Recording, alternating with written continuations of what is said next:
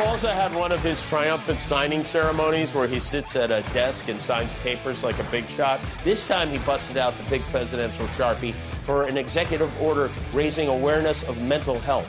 This is just a proclamation declaring this month to be National Mental Health Awareness Month. I wonder if he realizes that the reason we even need a mental health month is because of him. Here's the sign. Yes, wrong again. They're just wrong about it. We're going to be wrong about everything. Go ahead and be wrong about everything. There's Jimmy. No, you were mentally ill long before he came down the escalator, and you continue to be mentally ill. Your demented, violently, criminally insane sexual dysphoria has nothing to do with Donald Trump. It's all on you. In fact, part of your mental illness is blaming President Trump for all of your problems. Aren't they amazing? Yes, sir. Well, happy hump day to you. It is Wednesday in America. Welcome back. We remain at 888-630-9625. Absolutely toll-free to you, our beloved and valued listeners out there in America and beyond. We have had callers from all over the world. And yesterday we were talking about the Pulitzer Prizes, what a joke they have become. And we talked about the Bulldog Awards because we had our great friend Tim Graham from the Media Research Center and Newsbusters on the radio program yesterday, and announcing the winners of the annual Bulldog Awards, the Bulldog Awards, for people who are doing real journalism and really seeking the truth, unlike the Pulitzer Prize, which is a joke.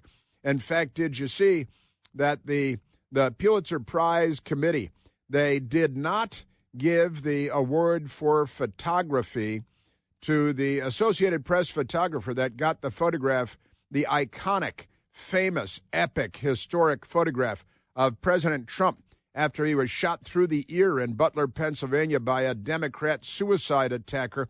The photograph of Trump with his fist in the air and blood streaming down the side of his head because he had just been shot through the ear.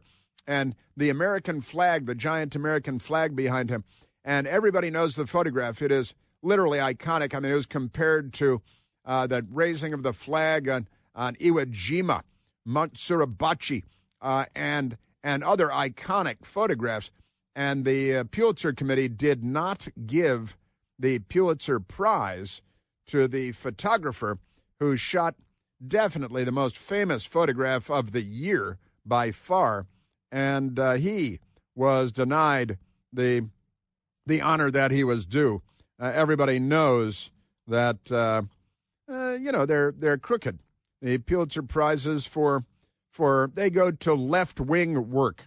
And one of the prizes did go to somebody who shot photos that day at that location, but not the famous iconic photo because they're not on the side of civilization. Pretty amazing stuff. And I saw this story yesterday. I said, oh, well, that doesn't surprise me. It's shocking and appalling. There's the old turn of phrase. It's shocking and appalling, both shocking and appalling. I find it appalling, but not shocking at all. Pretty amazing. Now, there was another photographer there who shot a photograph and just happened to get a shot of the bullet whizzing through the air while the Democrat was shooting rifle rounds in a suicide attack at President Trump, who was on stage in Butler, Pennsylvania. But pretty amazing that they didn't give it to the person with the most famous photo of the year. Because, they're not on the side of good. They're not on the side of truth. They're on the side of something altogether different. Pretty amazing stuff. Now, the people at the New York Post, they have the story. The Washington Post does not. MAGA world sees red after iconic Trump assassination attempt photo snubbed for a Pulitzer Prize. Quote, so telling, end quote. And it certainly is very telling because that even even just still photography, they corrupt everything they touch. The Pulitzer Prize is corrupt. The Nobel Peace Prize was given to Barack Obama for having higher melanin levels in his skin and in his epidermis than most presidents. And then he used the U.S. military to attack 8 countries, a greater number of countries than any president since World War II. Nobel Peace Prize, joke. Who do they give to Kendrick Lamar?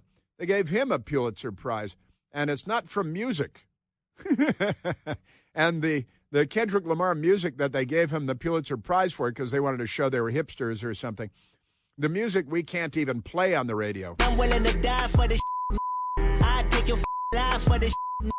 We ain't going back to broke, family selling dope. That's why you many-ass rap better know. Ah, yes, Pulitzer Prize for him. The Pulitzer Committee has its head wedged into one another's dark and remote locations. They're doing a conga line. Rio de Janeiro Beach, I think. But supporters of President Trump are seeing red after the iconic fight, fight, fight photo taken moments after President Trump narrowly survived an assassination attempt last summer was snubbed by Pulitzer Prize judges. The photo, taken by Associated Press photographer Evan Vucci, maybe they're anti-Italian, captured the heroic moment that the then candidate stood up after being struck by an assassin's bullet at a July 13th rally in Butler, Pennsylvania, yelling, "Fight, fight, fight," with his fist raised and his face bloodied before he was ushered off stage. Evan Vucci's photograph of Donald Trump after last summer's assassination attempt is iconic, maybe the single most famous photo of the past decade, said conservative influencer Charlie Kirk on X. And it's absolutely true. It may be the most iconic photo in a decade. And the Pulitzer people said, nope, it makes Trump look too good. And they don't want photos of Trump looking good to become iconic, which is why they buried it and attacked it when it happened. They would, they'd like more of the same. That's the thing. And Charlie Kirk said, but because it made Trump look good, the Pulitzer Prize Committee just refused to give it the award. Isn't that amazing? Well, it's appalling. Again, it's appalling but not shocking. So it did not get the award for Best Breaking News Photograph of 2024. Total joke, Charlie Kirk said. Charlie Kirk is right again, correct again. Senator Mike Lee, the senator, a Republican from Utah, also felt that biased jurists were at work on the Pulitzer Committee. No kidding. So telling and tragic, Senator Lee said. Other conservatives online agreed that the photo was snubbed because it made Trump look too good, which worried liberals during the lead-up to the election. One photo editor at a major news outlet feared the historic photo would be used as propaganda for the MAGA movement that could, quote, further their agenda.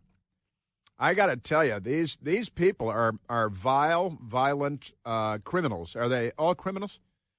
Well, maybe not all of them. But how many of them are? Well, a great many, that's for sure.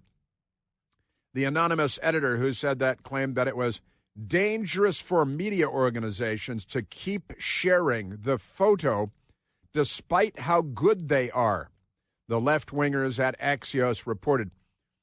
The Pulitzer for Breaking News Photography was awarded to New York Times photographer Doug Mills for his work at the same rally.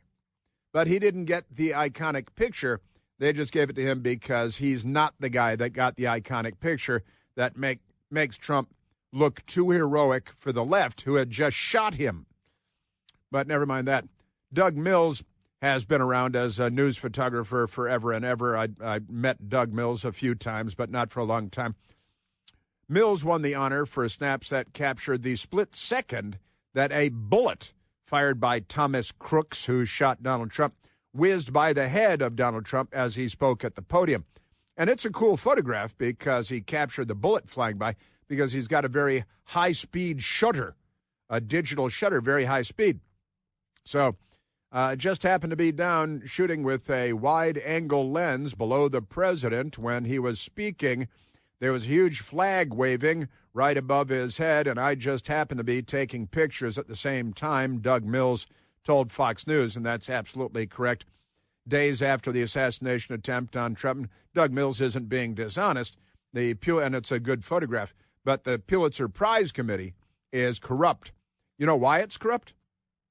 Because it's staffed with Democrats, because Democrats have taken over the awards committee at the Pulitzer Prize people, and they corrupt everything they touch. Amazing stuff. So just amazing. Yeah, Doug Mills said, then I heard the pops. I guess I kept hitting on the shutter. Yeah, it's all automatic. It's battery operated. No, you're not too impressed with yourself, I hope. And then I saw him reach for his ear. He grimaced and grabbed his hand and looked. It was blood. And then he went down, and I thought, dear God, he's been shot, Doug Mills said. Nothing gets by him, huh? That's pretty good. Mills revealed to Fox News that they're promoting the camera, Sony A1 camera to capture. It's not just the camera, I think. You got to have the the lens and the speed. But never mind that. These people. All right, Michael, let's take a telephone call, shall we? Oh, it's also Wednesday. It's hump day. You know what that means in the Clinton household. Hillary has to get to the house early after waking up face down in a pool of her own dried vomit on the linoleum kitchen floor next to an empty 1-gallon cardboard box of cheap New Zealand Chardonnay. And Bill has the Energizer coming in or somebody. But that means it's also mailbag day here on the Chris Plant Show. And I have mailbag questions right here in my hand, printed out by Michael Piercy. Right now, let's take another telephone call. Let's go to Scott, calling from Charleston, South Carolina. Scott, you're on the Chris Plant Show. Oh, good morning, Chris. I would remind you it's also Prince Spaghetti Day. Wednesday is Prince Spaghetti Day. In Boston's North End. That's right. That's right. Anthony. Chris, I was reminded of Sinclair Lewis in 1926, May 6th, rejected the Pulitzer Prize that he had been awarded. And I would invite everybody to read his rejection letter, but I'll read you one or two snippets. All prizes, like all titles, are dangerous.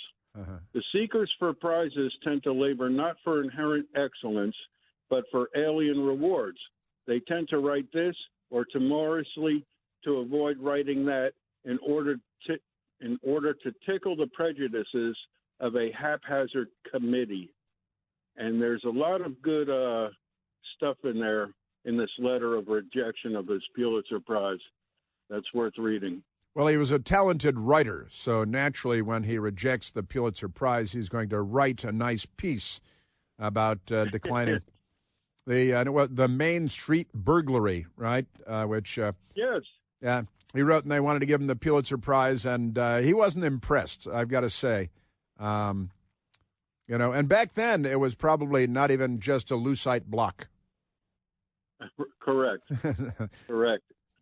A metal statuette, no doubt. Well, that's really fun. I got to tell you, there are a lot of people that wrote all their fake news stories. They got the Pulitzer Prize last year and the year before and the year before that, writing about Russian collusion, which was all fake, writing lies about the Hunter Biden laptop and being given prizes for being like Germanic 1930s misinformation, disinformation founts. Quite remarkable stuff. But that's fun. I've got to say, Scott, Sinclair Lewis declining the Pulitzer Prize. That's great. You don't see that kind of integrity today, do we? You don't. No, you sure don't. It'd be nice to see integrity make a comeback in the United States. But the Democrats would firebomb your house if you proposed it. Aren't they amazing? Scott, thank you very much for the call. Great call. Did you see the mob of Tren de Aragua in Times Square, New York, attacking the police? And and the police didn't shoot. I don't understand that. We're going to have to, update things. The Democrats have made everything different, haven't they? Remarkable. Thanks, Scott.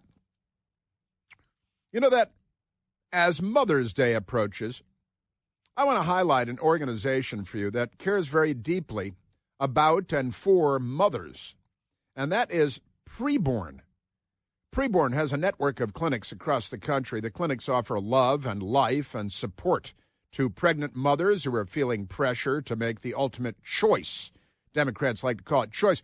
When a distressed mother comes to Preborn, she is immediately offered a free ultrasound so that she can hear and see the precious life growing inside of her, hoping that she will choose life. This Mother's Day, you can help bring life to both a mother in need and a baby at risk. One ultrasound is only $28. 5 ultrasounds you can get for $140. Every penny goes toward loving mothers and babies. And when you become a monthly sponsor, you're going to receive pictures and stories about the lives that you helped to save. To get involved, all you have to do, it's very simple. Dial pound 250 on the old phone, and when prompted, say the keyword baby. That's pound 250, and the keyword is baby. Or you can go to Al Gore's amazing internet to preborn.com/plant. That's me. Preborn.com/plant. Mother's Day coming up. That's great. That's wonderful.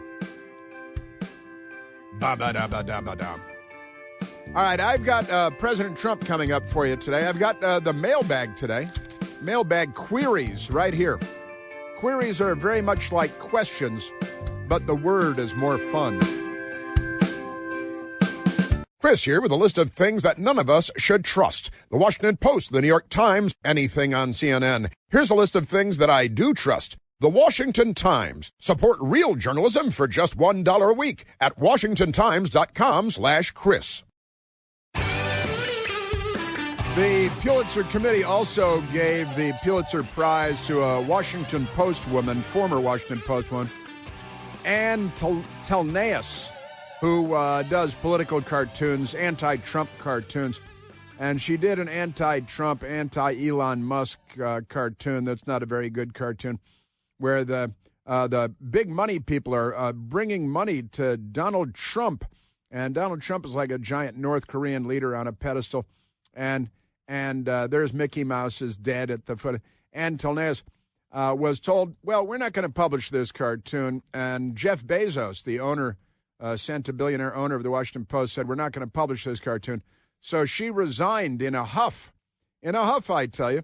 And the Pulitzer Committee said, oh, she's so principled. She does these bad cartoons, but they're anti-Trump. So the photograph that won the Pulitzer, the decision was made because of anti-Trump fury and rage, Trump derangement syndrome. And then for the cartoon, the political cartoon, the woman that resigned at the Washington Post because they wouldn't publish her anti-Trump comic, and it's not a very good one. I'm beginning to think the Pulitzer people are corrupt.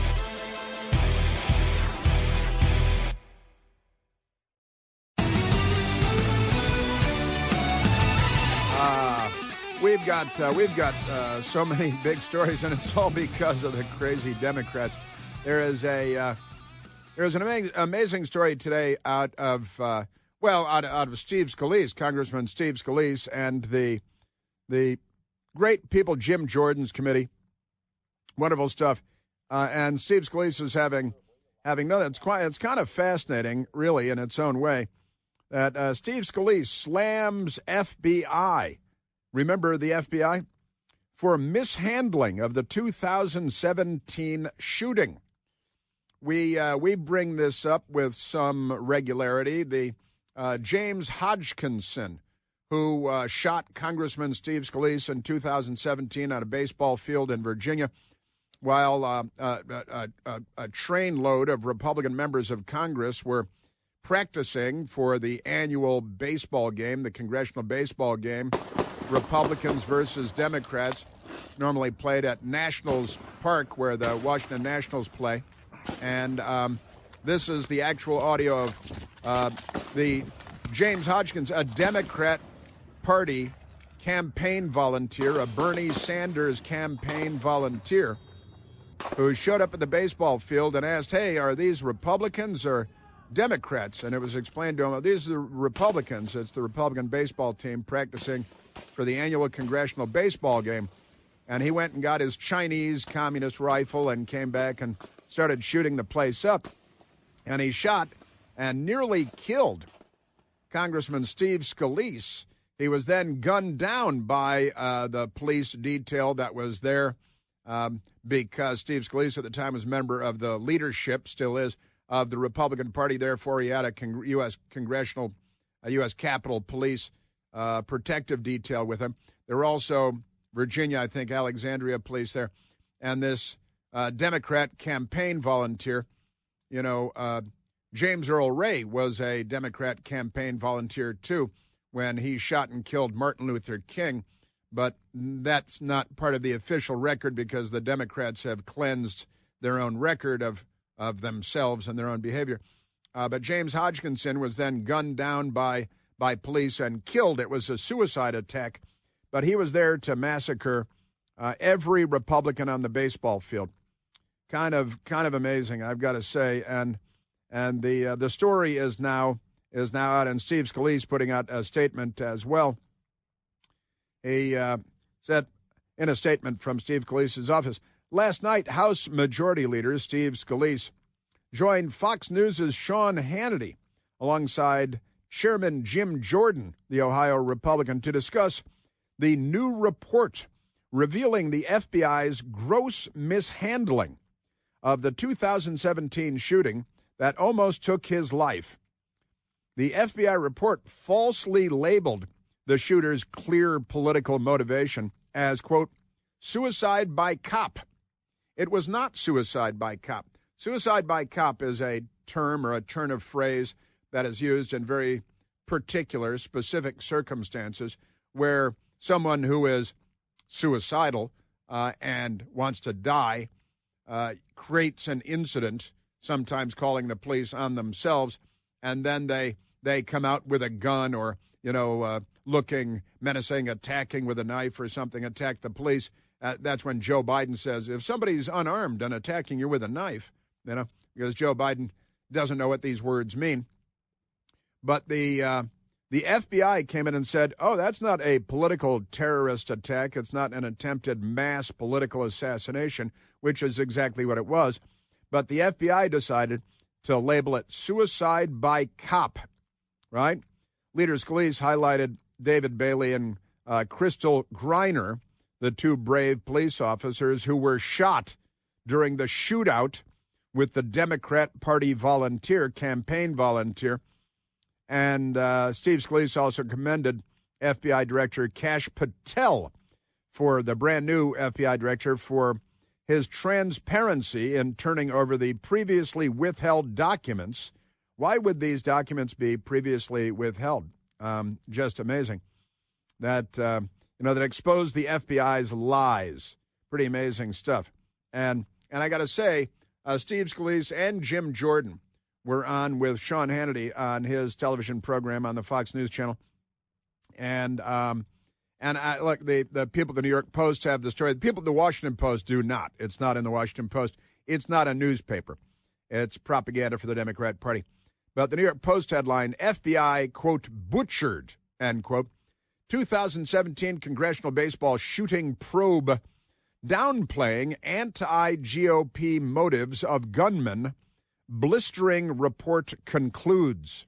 And it is the congressional report. And, yeah, and it's true, as Tim points out, when James Hodgkinson showed up at the baseball field, he saw a bunch of members of Congress, some sitting on the bleachers and standing by, some out on the field playing. And James Hodgkinson walked up to one of the Republican members of the House and said, hey, are these Republicans or Democrats? And the person he was talking to was Ron DeSantis. And Ron DeSantis said, oh, yeah, it's the Republican members of Congress practicing for the baseball game against the Democrats. And that's when James Hodgkinson went and got his rifle. And Ron DeSantis was ready to leave because he had someplace to be and he couldn't stay there all day and practice baseball. So Ron DeSantis left. But James Hodgkinson had murder in his heart. And he wanted to kill all the whole baseball team of Republican members of Congress. And then these two police officers, U.S. Capitol Police, and Officer Griner was shot. Two officers were shot. And the media made it a one-day story. Now, last night on the Sean Hannity program on the Fox News Channel, you have Jim Jordan first. Congressman Jim Jordan, whose investigation, along with Kash Patel, cooperating, handing over the documents. And again, suicide by cop is a very specific thing. You don't generally shoot the police officer and then say it's suicide by cop. You come out with a gun in the hope that the police are going to shoot you, or you go running at them with a knife in the hope the police are going to shoot you. And then, I don't know, the family gets the insurance or something, and you didn't kill yourself. You were shot down by the police. That's suicide by cop. This was not suicide by cop. This was an attempted mass political assassination by a Bernie Sanders campaign volunteer. It didn't rub off on Bernie Sanders at all in the news media.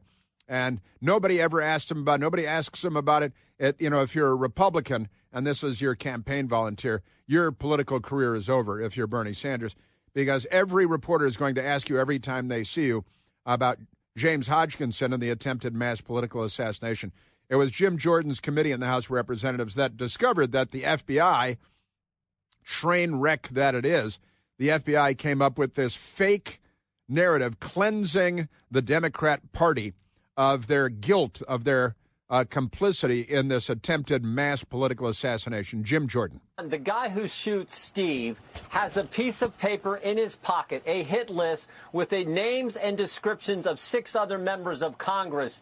He's not a domestic terrorist, all but Republican. pro-life Catholics are. That was the mindset at the FBI before Kash Patel. That was their mindset, and so they have to label this something different because it doesn't fit the narrative. It doesn't fit the narrative, and that whose narrative is that? Well, it's the Democrat Party's narrative. And why did the FBI go with the Democrat Party's narrative? Well, that's a really good question, because that is absolutely not what this circumstance was. Just amazing, I got to say. And Jim Jordan, he's on to them at the FBI, and Kash Patel. If it were still Democrat land, we'd never hear this lie, this fraud perpetrated by the FBI. Never forget the disdain that they have for regular Americans. Remember Peter Strzok, that text message he sends to Lisa Page where he says, I'm in the Walmart and I can smell the Trump supporters. So that's what the information we finally get, because Kash Patel released the entire case file and we could look at it all. The Intel Committee could look at it all, and they did great work exposing the ridiculous stuff that Andy McCabe, Jim Comey, and Chris Wray, how they ran the FBI. And what a difference now with Kash Patel running that place.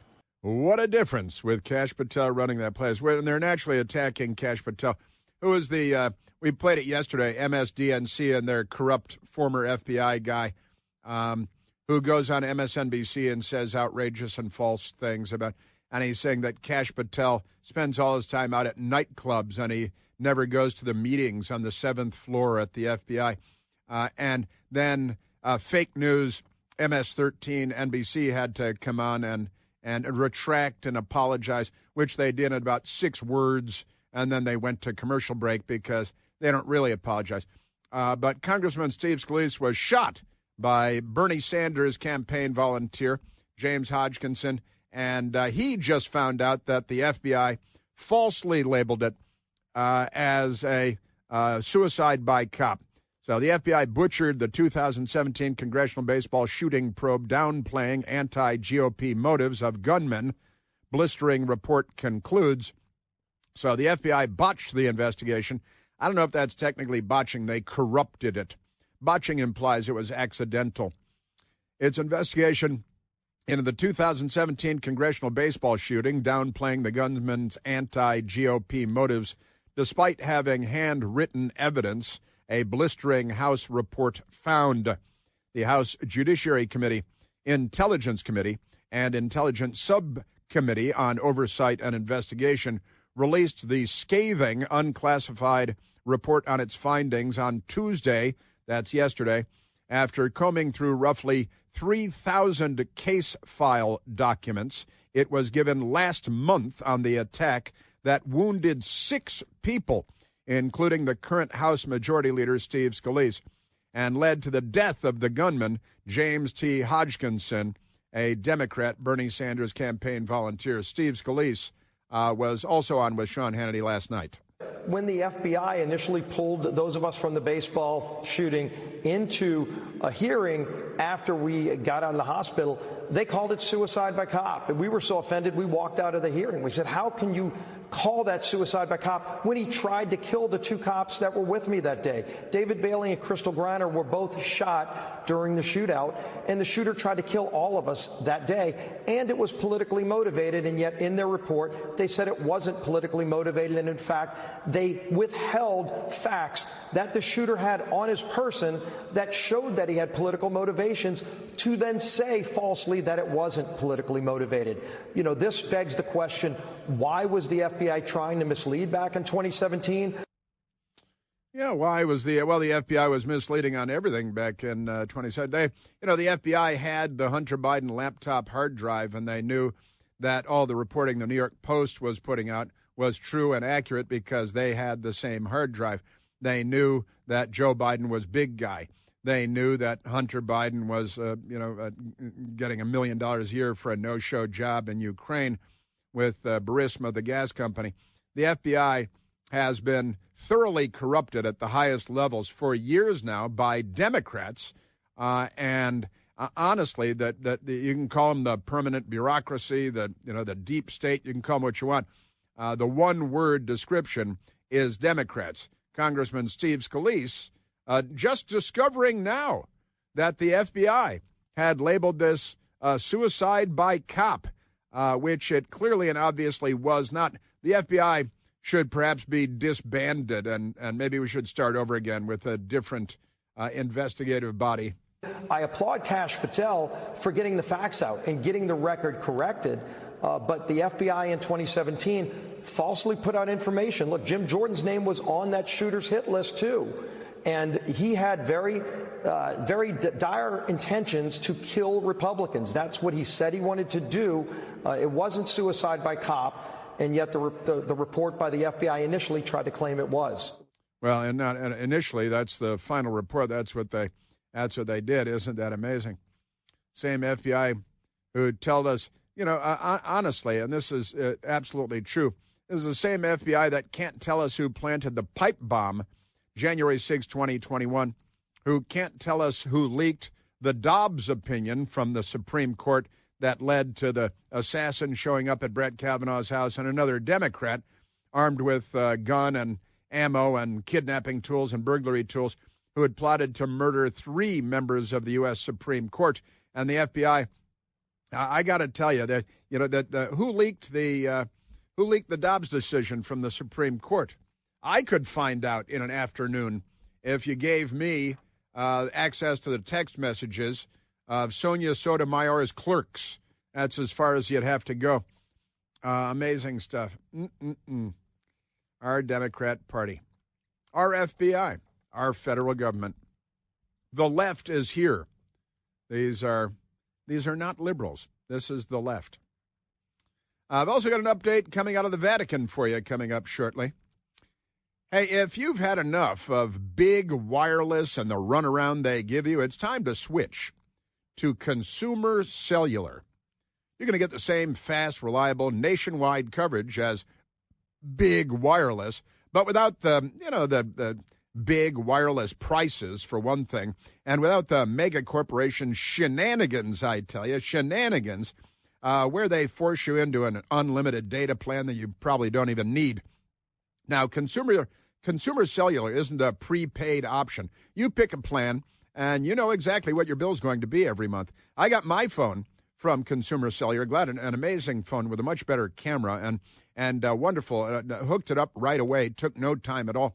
Just great. So easy to switch. All you have to do is just give a call, and you speak with an actual human being based right here in the United States of America.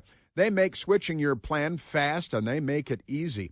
And now you can get your second month free with my special promo code, Chris. Very simple, Chris. Taxes and third-party fees will apply. So check out consumercellular.com/Chris. consumercellular.com/Chris. For more information, you can call them on the telephone at 1-800-760-0702. Yeah, Washington. Washington is a very silly place, isn't it? I do have an update for you, what's going on at the Vatican in Rome. The Sistine Chapel selecting a new pope. How's that going to play out? I've got that for you coming up, too. And President Trump and Joe Biden did his first interview. That's pretty funny.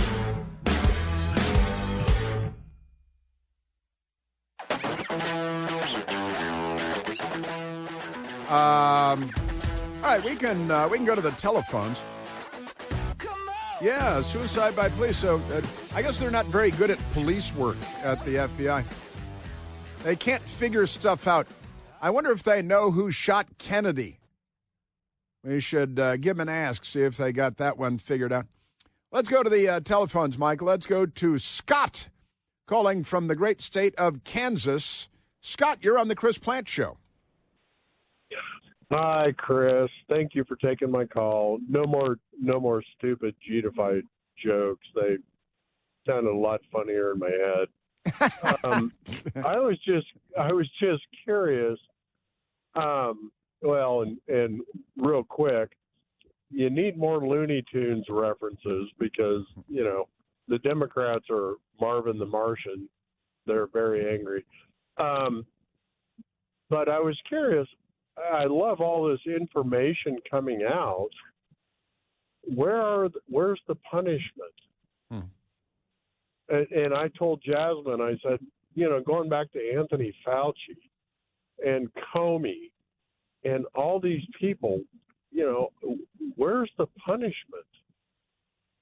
That's a fun question. And we had James Clapper lying under oath twice to a congressional committee about spying on all of us. And the Democrat Party and the permanent bureaucracy, but I repeat myself, have created a consequence-free Washington, D.C. The powerful government people, look, they brought President Trump on 34 felony charges because he had a non-disclosure agreement with a woman, which every network has, every newspaper has, with multiple women. But pay no attention to that. It's a corrupt city, I'm sorry to have to report, Scott.